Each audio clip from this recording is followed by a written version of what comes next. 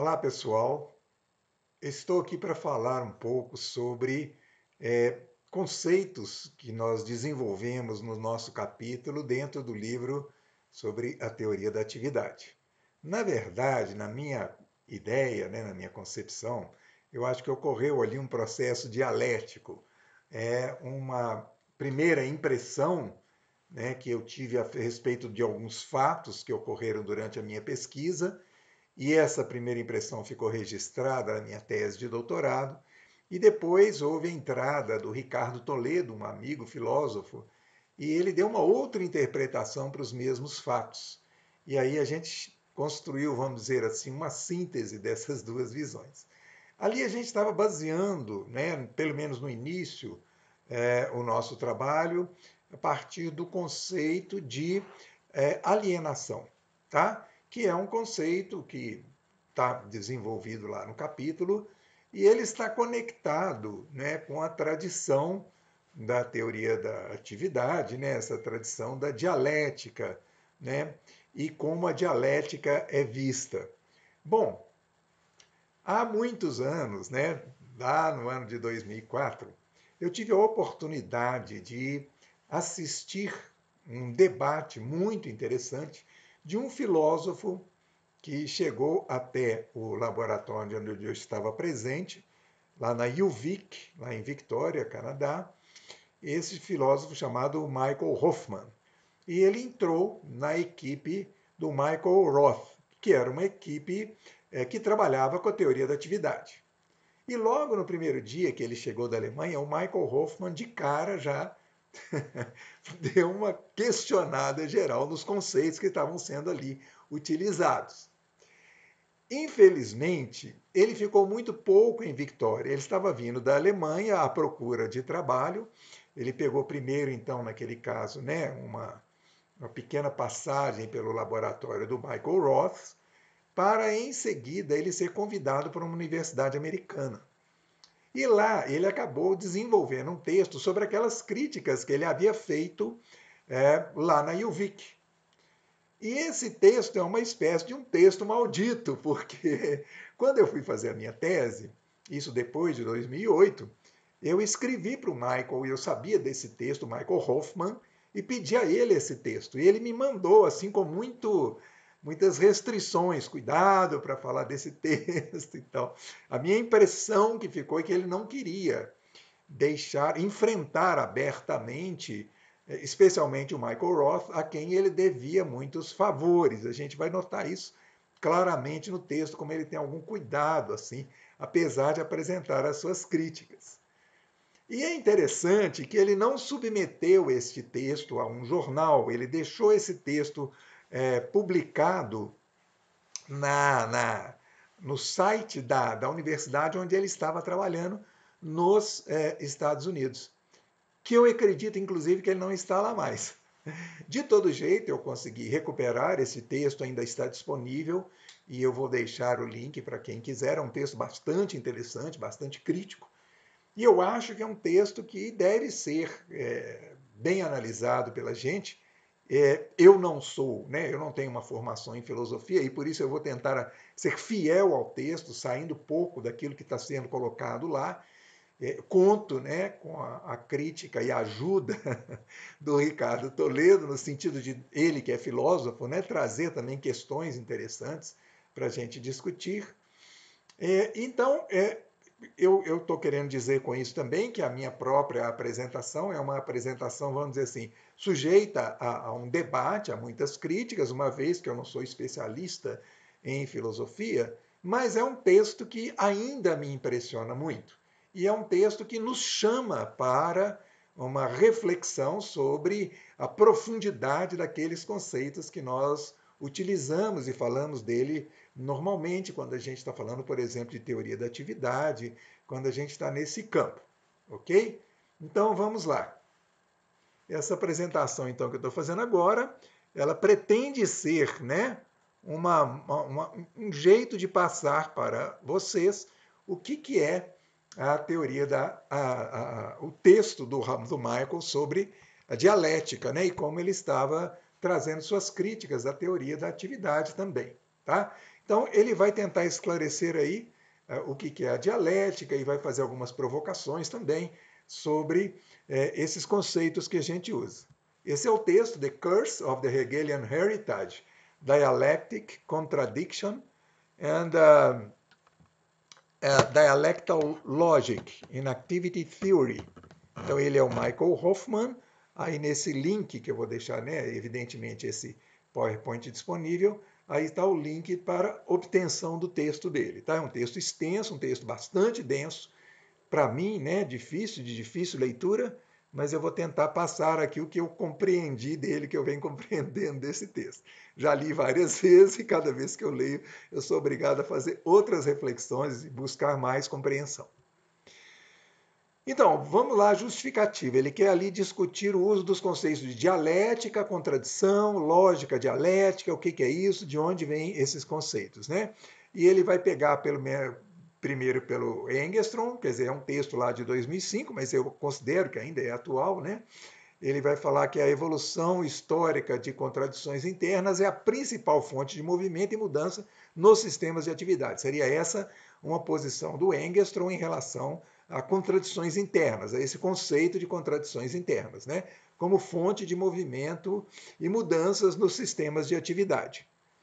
Né? Então, ele vai falar que o método dialético de ascensão do abstrato para o concreto é a ferramenta central para se compreender os ciclos de aprendizagem expansiva. Acho que isso, para o grupo, é um conceito já bem compreendido.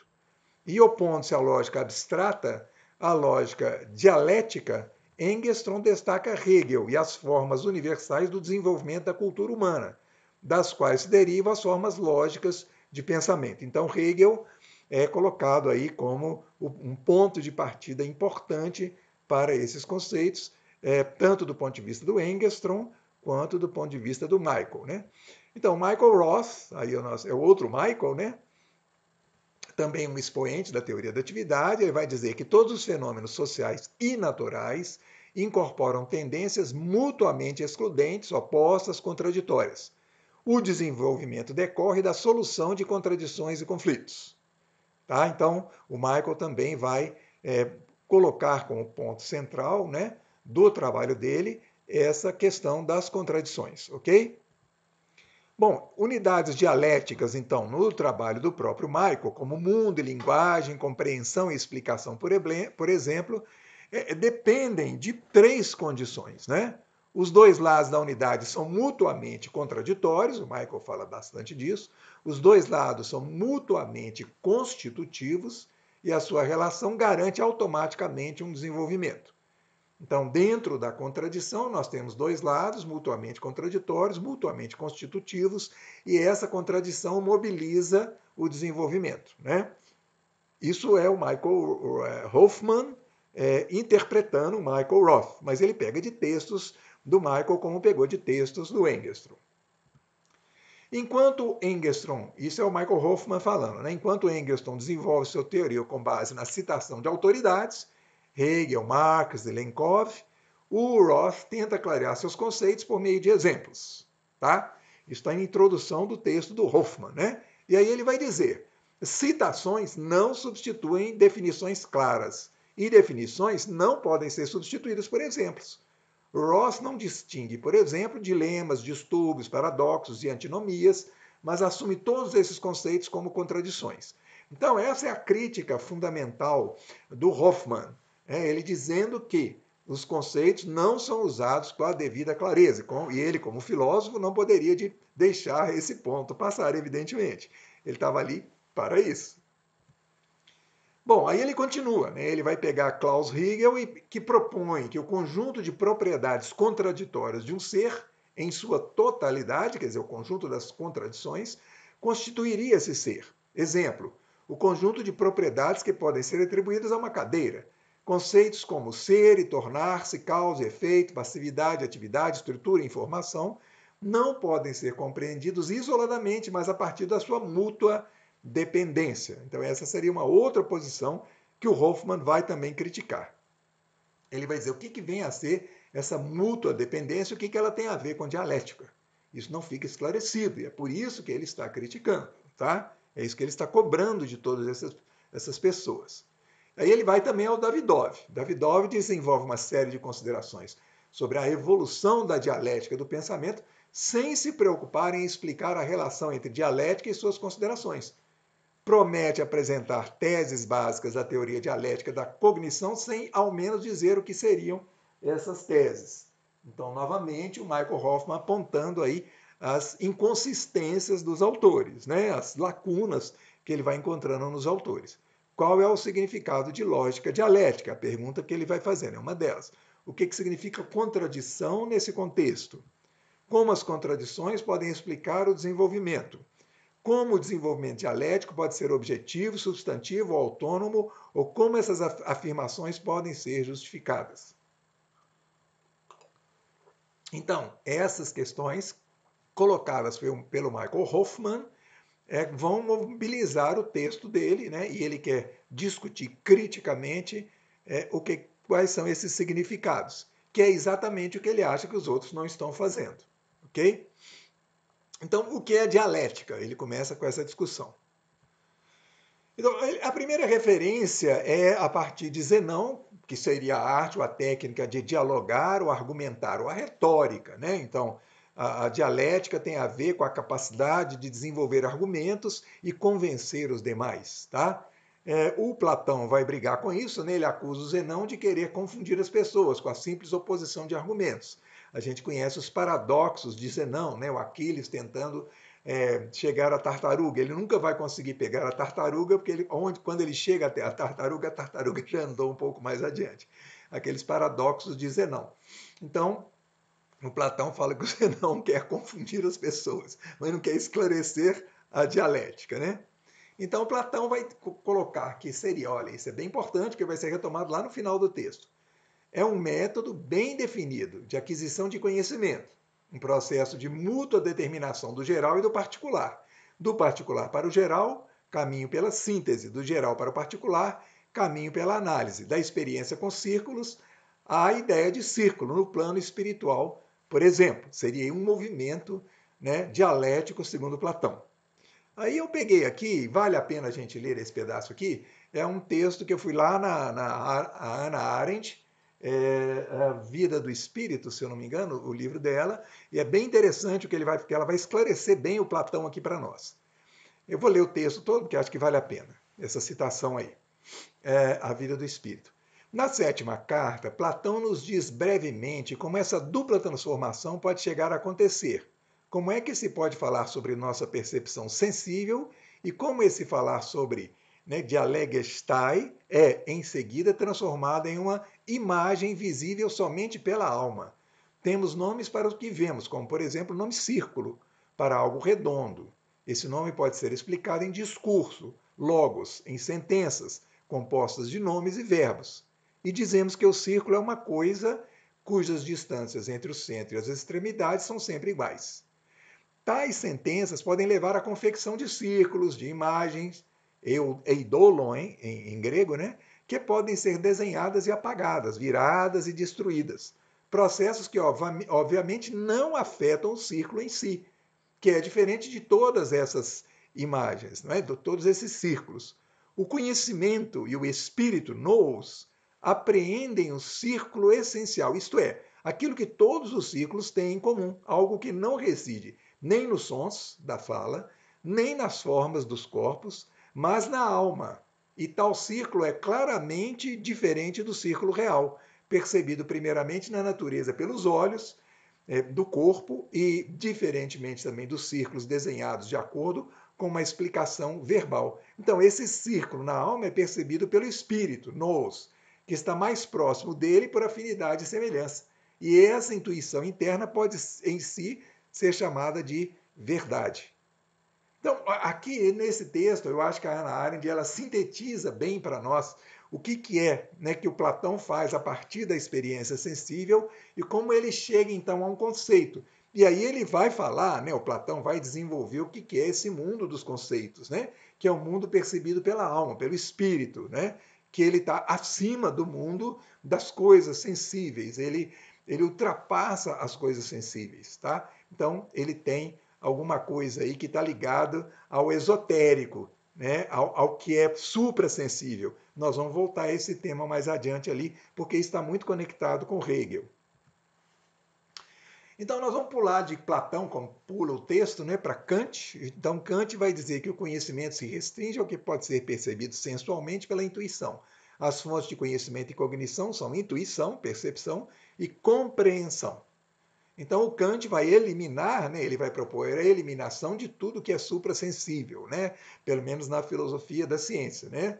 Então, a ilusão, a dialética transcendental, consiste em extrapolar esse campo do conhecimento ao que não é perceptível, a alma imortal, a liberdade da vontade ou a existência de Deus. Quer dizer, são conceitos que a gente pode falar deles, que a gente pode discuti-los, mas a gente não tem como compreendê-los na profundidade, vamos dizer assim, nós não temos nada sensível para, vamos dizer assim, subsidiar aquilo que a gente estava falando desses conceitos. Tá? E é isso que a ciência hoje faz. Né? A ciência ela se prende ao que é sensível, ao que é mensurável, né? E ela abandona o que pode ser considerado como suprassensível. Então, a essência das coisas é inapreensível a partir dessa perspectiva do Kant. Se é que as coisas têm uma essência, como o círculo tem uma essência, essa essência é inapreensível, porque ela não se baseia em alguma coisa que está perceptível pelos sentidos. Então, Platão e Kant, pelo menos, concordariam que a dialética seria algo que fazemos quando refletimos sobre o mundo ao nosso redor. O mundo das formas puras, né, que é o que Platão vai propor, ou o mundo da experiência, que é onde Kant vai explorar mais, né? E ele vai abandonar essa ideia do suprassensível. Então, ambos procuram desenvolver uma teoria geral do conhecimento, que seria uma epistemologia, tomando a dialética como ponto de partida, tá? E aí a dialética bem nesse diálogo, né, entre uma coisa e outra, do geral particular, como era o caso do Platão lá, por exemplo, né? Bom, o Hegel ele está interessado em superar Kant. Ele parte do Kant, ele respeita o Kant, mas ele acha que precisa de superar isso. Ele acha que essa distinção que o Kant faz, né, entre aquilo que é perceptível, que a gente pode discutir, conversar e avaliar cientificamente, filosoficamente, né, não pode ser distinto daquilo que nós não vemos, mas nós reconhecemos a importância.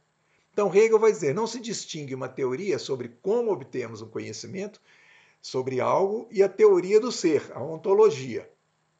Um conhecimento científico demanda a confrontação e expressão da necessidade interna de um objeto. Então, como é que isso se opera? Como é que se opera essa coisa da necessidade interna do Hegel, que é uma das coisas mais difíceis de compreender, né, na obra do Hegel, que eu consigo só arranhar por aqui. Acho que abre as portas para um novo curso, né, para a gente tentar entender o Hegel direito.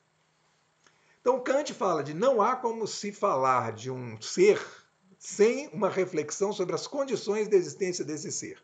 As condições de possibilidade da experiência são, ao mesmo tempo, condições de possibilidade dos objetos da experiência. Então, eu só posso ter uma experiência nas mesmas condições dos objetos da experiência. A ontologia depende da epistemologia. Eu tenho que ter, né, as condições de existência do objeto para eu falar do ser do objeto. Né?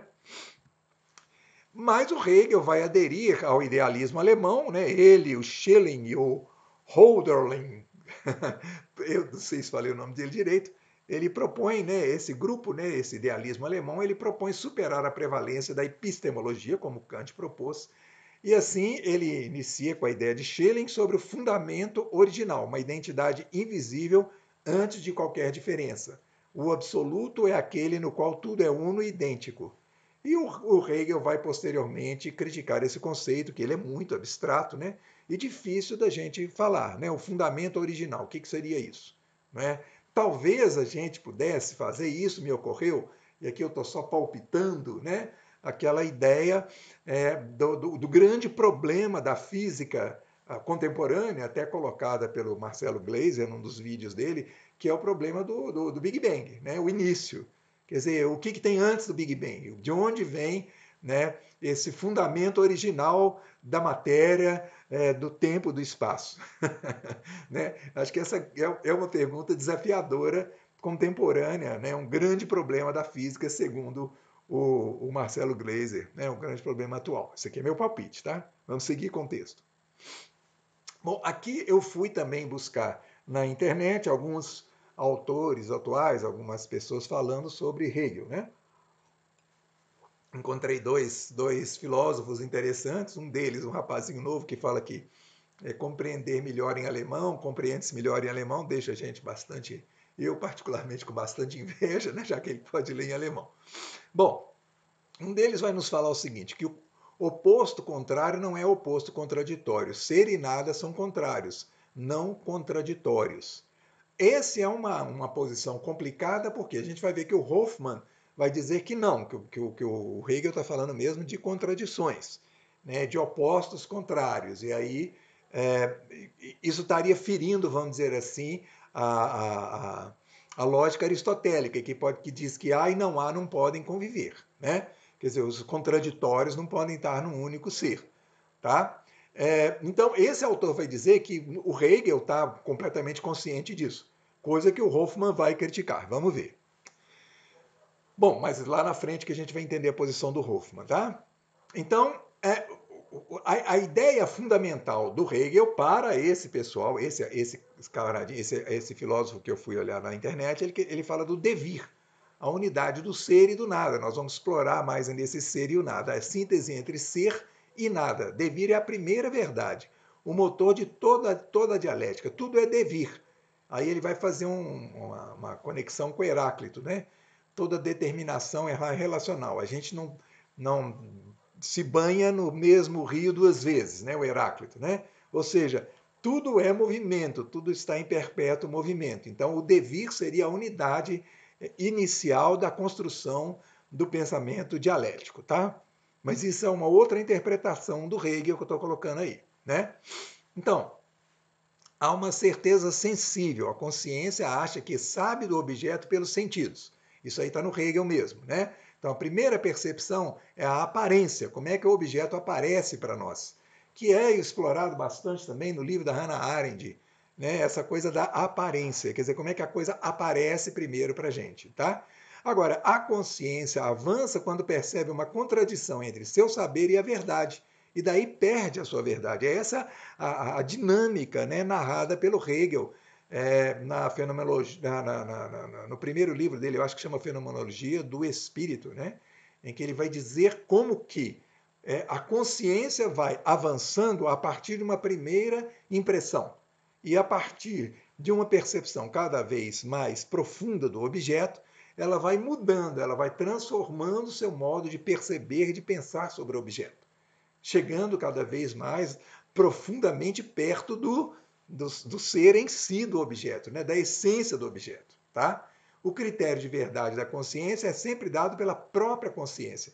Então, a própria consciência tem de ter a experiência da contradição, a crítica imanente. Então, a consciência é que tem que perceber que aquilo que ela sabia antes não é suficiente para a apreensão daquele ser. E aí ela vai evoluindo à medida que obtém outras abordagens, outras perspectivas daquilo mesmo que está sendo observado.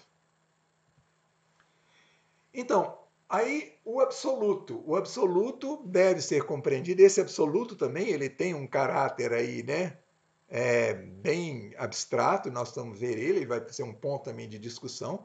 O absoluto deve ser compreendido como um processo, um vir a ser. A verdade seria concebida como uma substância viva, como a mediação da alteridade pela interioridade. Ser e pensar seriam mediados por um processo dialético. Tá? Então, esse absoluto ele está presente no pensamento hegeliano também. Né? E esse absoluto seria, por exemplo, um movimento que nós vamos ver, ele seria alcançado por um movimento que nós vamos ver, um movimento dialético que dá origem a ele. Tá? Ah, deixa eu seguir adiante.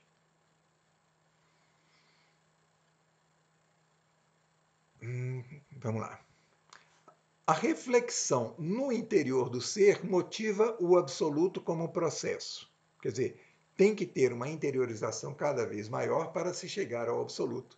Há uma identidade entre o pensamento e seu conteúdo, uma correspondência entre ser e realidade. Tá? Então, essa identidade entre pensamento e conteúdo, ela é também um conceito caro ao Hegel. Tá bem? A dialética é um movimento interno do conteúdo da lógica, do ser, da essência, da noção. Tal desenvolvimento decorre de uma necessidade interna ao ser. Então, o ser que tem que perceber, né?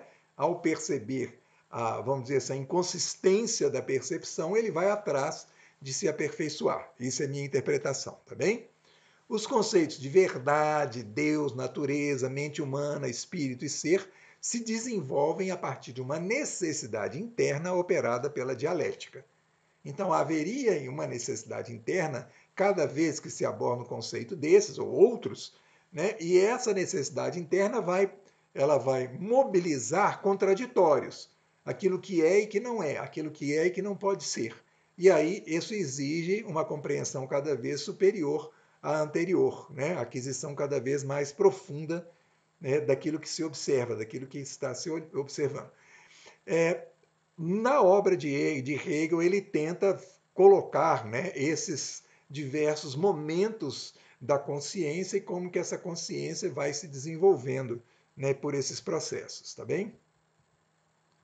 Então, um momento dialético é um processo no qual o universal do início determina a si mesmo, o seu interior, como um outro de si mesmo. Alguma coisa está viva somente quando contém uma contradição em seu interior, a qual provoca uma alteração. Então, aqui ó, a gente pode ver, né, que esse conceito de contradição no interior, né, da coisa, né, ela vai provocar uma alteração.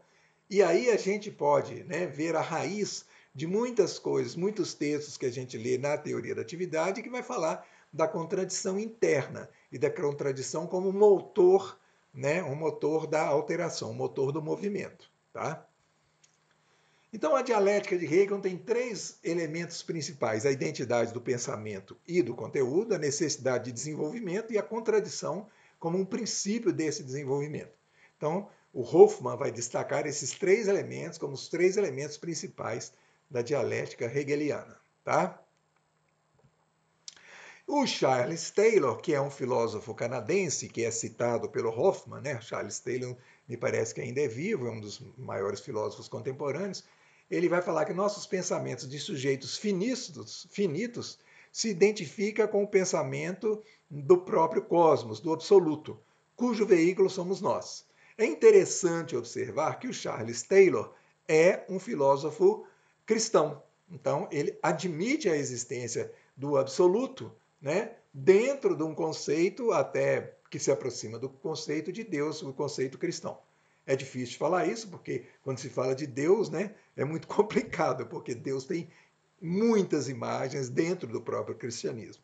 Né? Mas aqui o Charles Taylor está aproximando o conceito de Deus do conceito do absoluto de Hegel. Tá?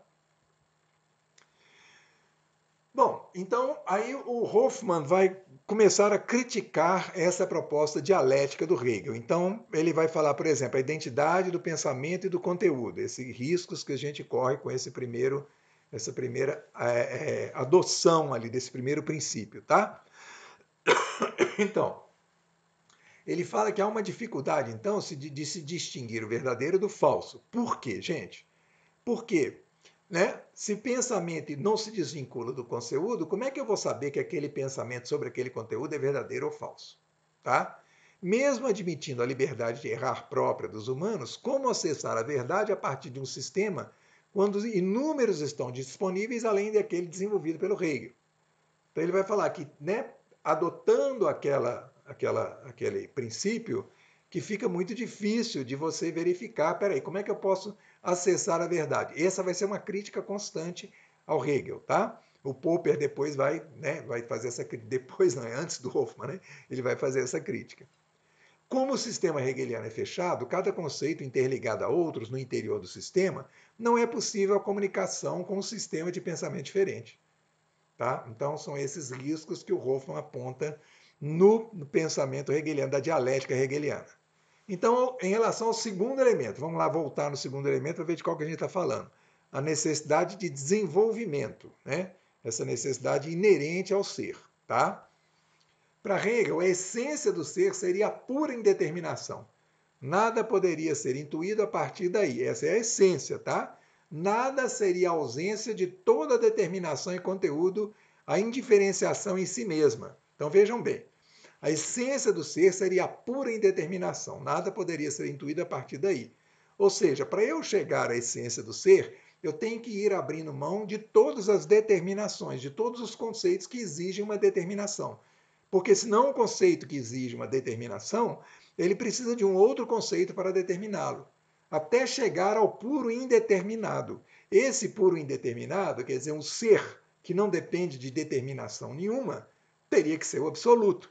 Mas é também o nada. Por quê? Porque nada seria a ausência de toda determinação e conteúdo, a indiferenciação em si mesma. Então, o puro ser e o puro nada seriam a mesma coisa. E daí é a contradição, é a convivência da contradição. Tá vendo como é que é? É uma contradição interna, é uma contradição descoberta pelo exercício da razão. O Taylor, Charles Taylor, critica essa contradição apontando-a como uma crença e nada mais convincente. Aí que está o problema. Isso seria apenas uma crença. Ah, você acredita nisso. Eu posso não acreditar nisso. Eu posso não acreditar que existe esse tipo de ser, né? Essa relação do ser. Então, esse aqui é um ponto muito interessante que eu quis destacar aqui. Por quê? Porque eu acho que aqui se expressa uma coisa muito interessante, que, primeiro, Hegel era muito amigo do Goethe, né? E Hegel e Goethe, eles estão dentro de uma tradição que a gente pode chamar de uma tradição esotérica, tá?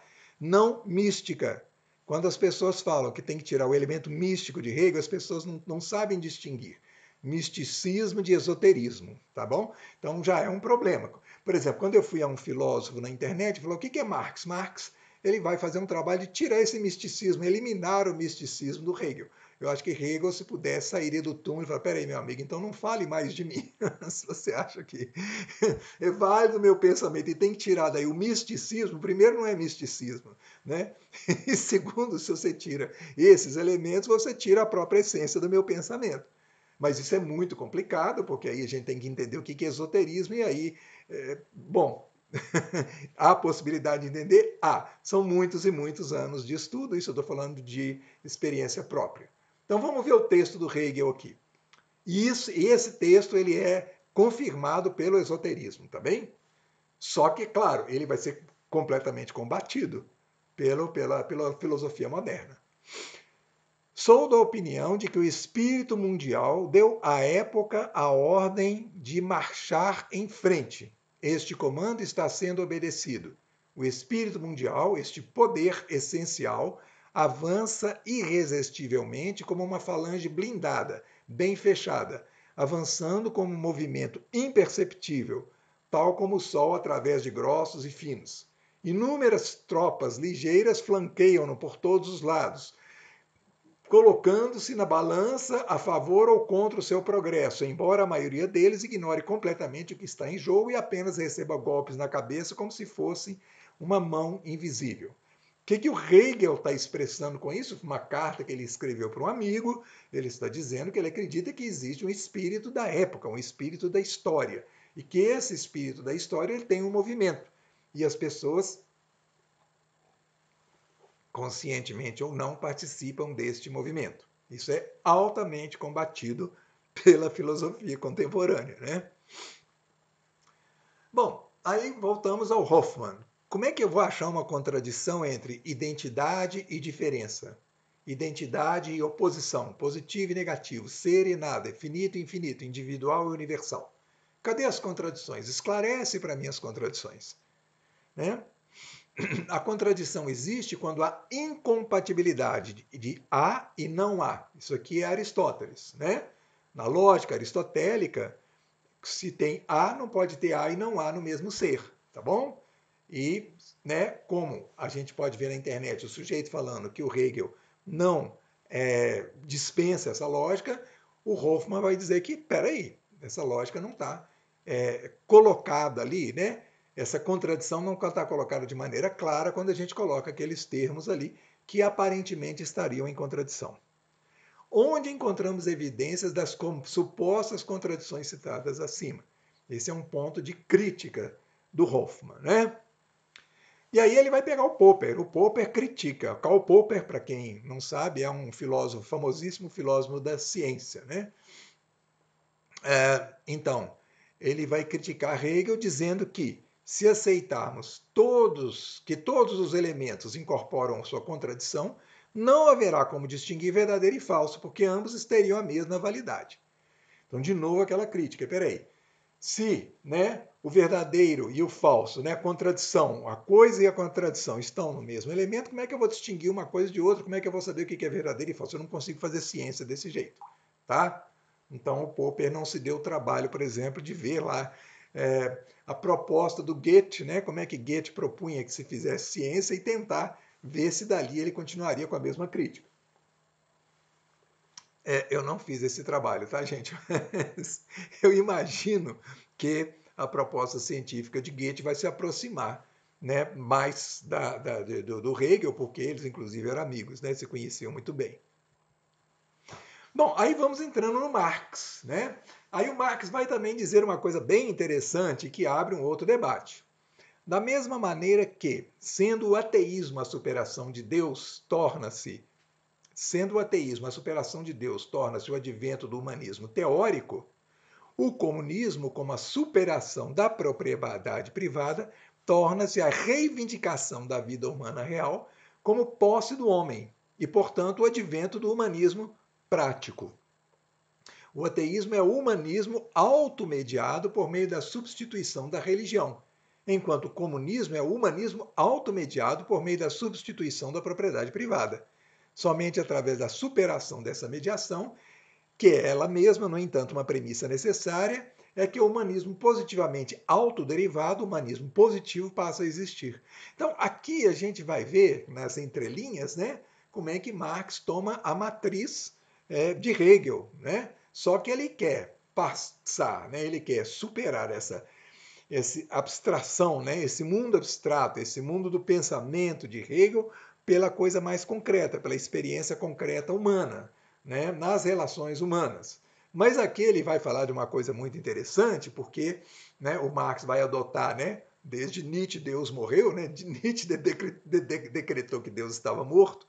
Então o Marx vai falar, né, que a morte de Deus, né, o ateísmo, torna-se o advento do humanismo teórico. Então ele chama de humanismo teórico, né? O comunismo, como superação da propriedade privada, torna-se a reivindicação da vida humana real como posse do homem. Então, o Marx vai colocar esses elementos, né, na proposta dele.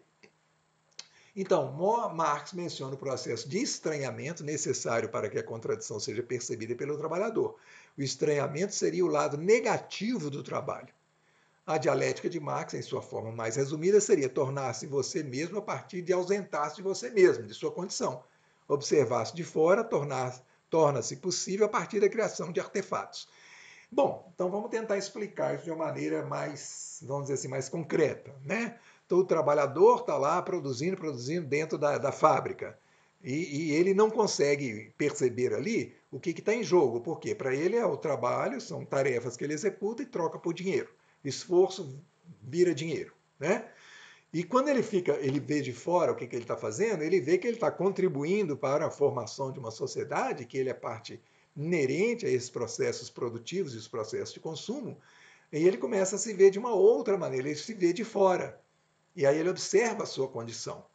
E aí ele vê a contradição entre o que ele produz e a parte que ele produz e que ele dá para a sociedade e o não reconhecimento do trabalho dele nos artefatos, né? Uma vez que ele trocou trabalho por dinheiro, né?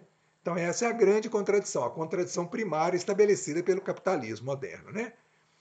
Uma contradição como aquela entre o valor de uso e o valor de troca pode ser resolvida somente a partir da geração de uma forma pela qual ela pode se movimentar.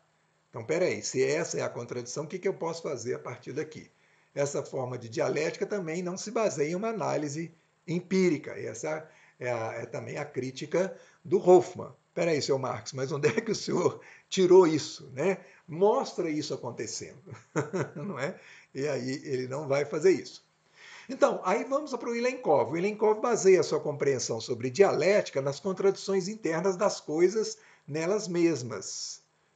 E aí, né, o Hoffmann vai falar, no entanto, afirmar à maneira de um realista ingênuo que há contradições em qualquer parte nunca será suficiente, a menos que haja uma justificação epistemológica para essas afirmações ontológicas.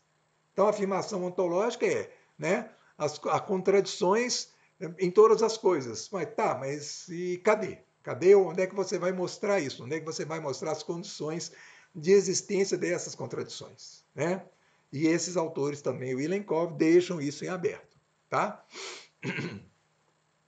Aqui é uma citação do próprio texto, né, do Hoffmann. Na maioria dos casos de utilização de contradições na teoria da atividade, seria mais preciso e suficiente falar sobre tensões e conflitos entre pontos de vista opostos, ou oposições, em vez de contradições.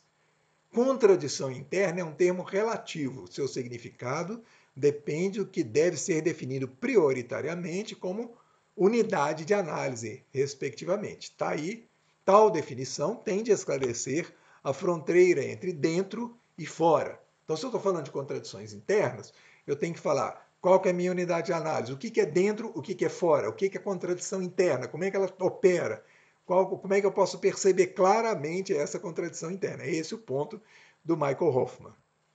E aí ele vai dizer o seguinte: uma nova abordagem para definir uma mediação dialética poderia basear-se numa certa combinação das ideias de Platão e Marx. Mediação significa que uma relação entre diferentes elementos é constituída por um terceiro. Um signo, por exemplo, faz a mediação entre o indivíduo que interpreta o signo, e um objeto significado por esse signo, de acordo com a interpretação desse indivíduo. Que é um pouco parecida com o triângulo, essa ideia, que é um pouco parecida com o triângulo do Engstrom. Me vem à cabeça aquela imagem do triângulo do Engstrom, né? Uma mediação dialética seria novamente uma mediação daqueles elementos que se opõem uns aos outros no mesmo nível, por assim dizer. O terceiro mediador seria aqui a atividade realizada por alguém que combina os métodos de divisão e síntese, que são os métodos propostos pelo Platão. Tá? Na verdade, a atividade parece ser mais importante como elemento mediador. É através da atividade concreta das pessoas que a experiência de estranhamento, o movimento de abandonar o próprio ponto de vista, de olhar para si mesmo de um ponto de vista diferente, pode ser usado. Criar um espaço para o movimento, um espaço necessário para mudar as coisas. Bom, essa é então, de uma maneira bem geral, né, uma apresentação do texto do Michael Hoffman, tá? É um chamado, né, que eu achei que ainda é válido, apesar do texto ser de 2005, né? Mas é um chamado muito interessante aos trabalhos teóricos, né? No sentido de que sejam mais claros. Eu acho que, bom, pelo menos para mim, é mais do que necessária essa clareza para quem está trabalhando com conceitos, com pesquisa, né? Afinal de contas, do que nós estamos falando? Nós estamos falando de coisas que a gente tem firmeza, sabe de onde elas vêm, como é que elas assentam no nosso trabalho? Ou nós estamos nos baseando em outros autores que falaram e a gente aceita sem a gente pensar muito bem sobre isso. Então, o texto do Michael é interessante porque ele vai criticar todo mundo, ele vai mostrar inconsistências em todo mundo. Eu acho que é isso que os filósofos fazem, né? Eles procuram criar, né, ou achar, né, os problemas onde eles veem os problemas e poder criticar esses problemas. Então, do meu ponto de vista, eu acho que ele deu uma contribuição muito interessante para o trabalho nosso. Voltando aqui, né, ao próprio capítulo que a gente escreve, que é o último capítulo do livro, ali tem uma ideia muito interessante que eu acho que é a primeira aparência de um menino que numa sala de aula, então é bem concreto, é um menino na sala de aula que é aparente, né, que aparece como um menino bastante problemático. Né? E essa aparência, quer dizer, esse menino que é bastante problemático, e aí existe, né, combinação de ideias minhas e da professora, nós dois achamos que o menino é o mais problemático da turma. 2 anos depois, na análise dos vídeos, eu vou encontrar esse menino numa postura completamente diferente do que eu interpretava e do que eu achava que era. E só foi possível ver por causa do vídeo. E aí eu analiso uma sequência de aulas desse menino e quando eu vou à casa dele, ele me surpreende, porque ele se lembra dessa aula onde ele agiu, né, onde ele age de uma maneira bastante diferente, e ele tem essa aula na memória dele. Detalhes dessa aula, detalhes de como ele se preparou para essa aula, que me deixou completamente estupefato.